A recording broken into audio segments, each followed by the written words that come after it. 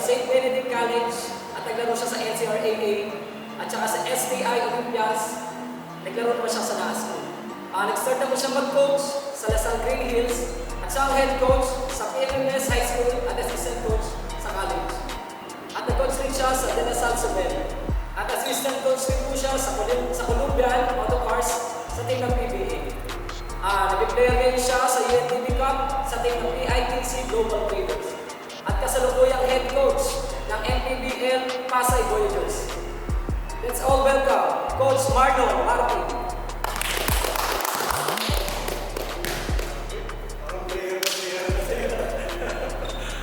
So, Coach Marlon, ready ka na po mag-share ng grades natin for today? Ay, ready na. Okay.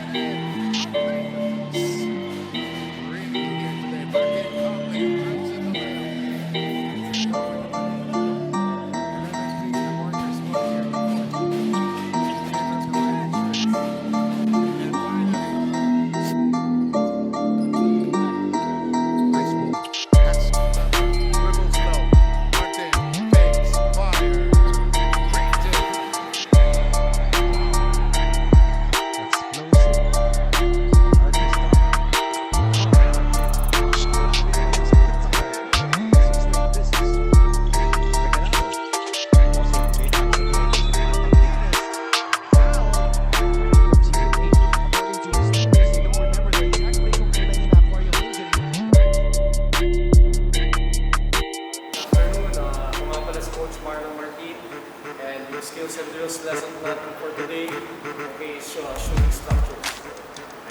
Okay, so may tatlo tayong pointers, okay, dun sa shooting structures natin. Okay, so starting natin is yung stance. Okay, so sa stance natin, we make sure, okay, na i-identify natin kung ano ang shooting hand. If left-handed, make sure na meron tayong konting adjustment, maybe a 2-inch difference. Okay, pag right-handed, ganun din tayo sa kabila. Okay, so mahirap din kasi minsan, okay, madalas na ituturo natin yung parallel stance, pero for us to identify, okay, it's much better na lalagyan natin siya ng konting adjustments. Okay, para mas maganda yung alignment natin. Okay, so magandang exercise dito para ma-identify natin is starting on a standstill position. Once na sinabi natin, okay, ready, jump, stop. Okay, active tayo, position na. Okay, so next na pointers natin is yung alignment natin, okay, sa shooting hand.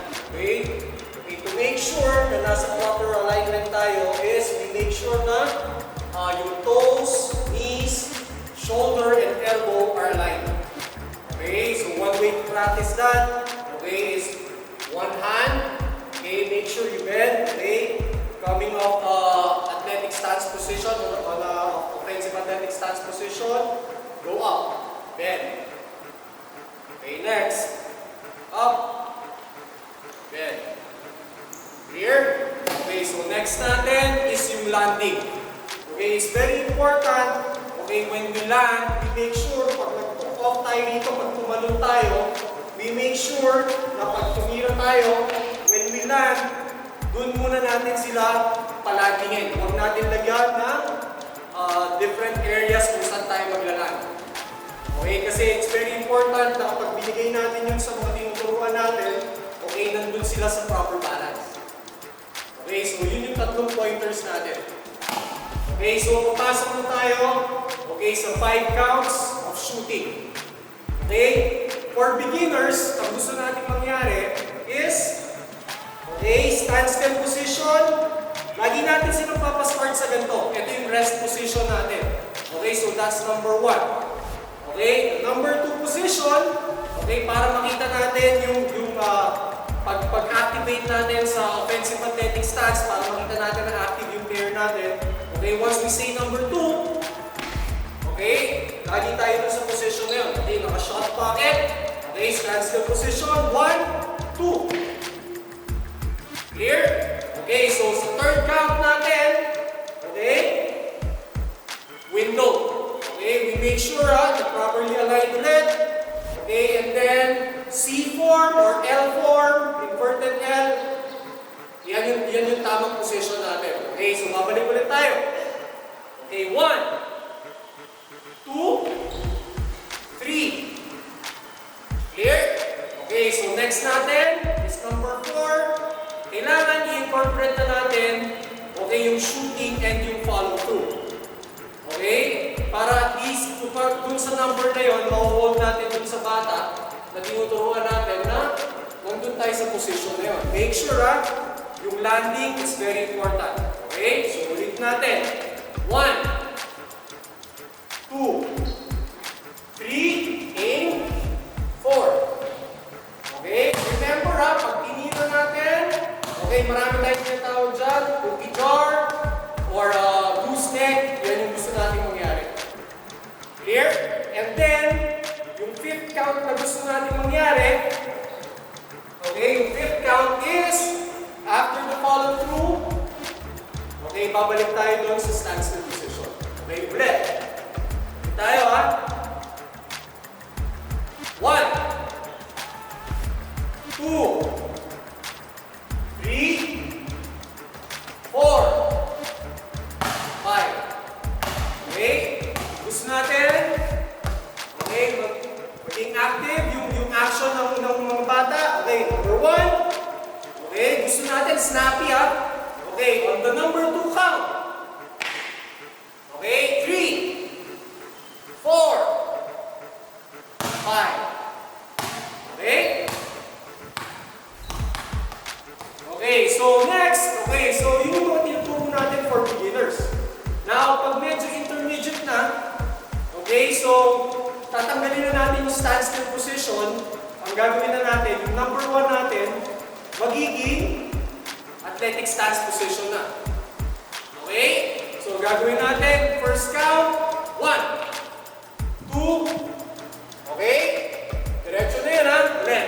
Yung number 1, we go straight to offensive athletic stance. Okay? 1. Okay, 2. We go up and shoot right away. Okay? And then 3. Nandun pa rin tayo sa follow through going down. Okay, so ulit Number 1. Ay, hold. 1. 2. Go straight up. Okay, and then 3. Go down. Okay, ulitin ko maging straight tayo dun sa land where you took off.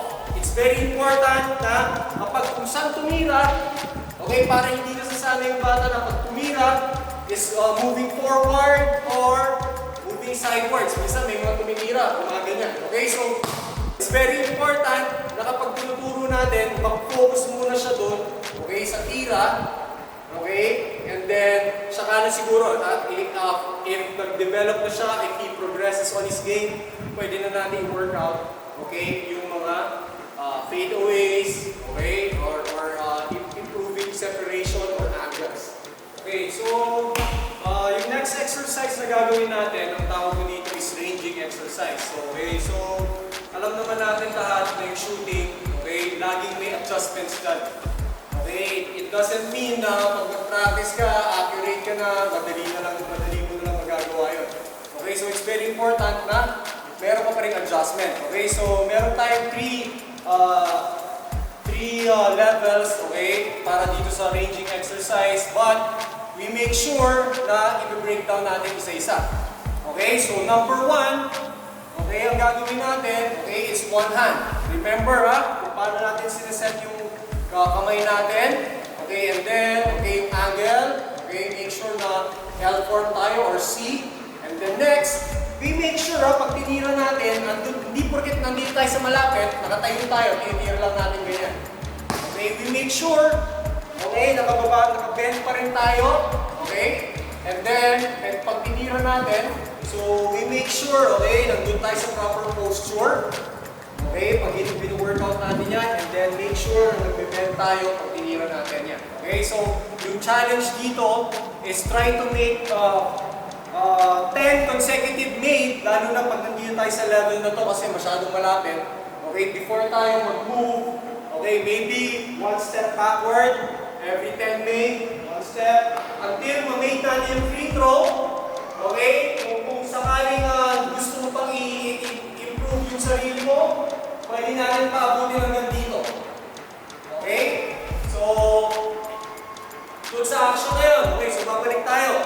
Doon na tayo sa level 2. Okay, so sa level 2, okay, instead of one hand, okay, workout mo na yung guide hand mo.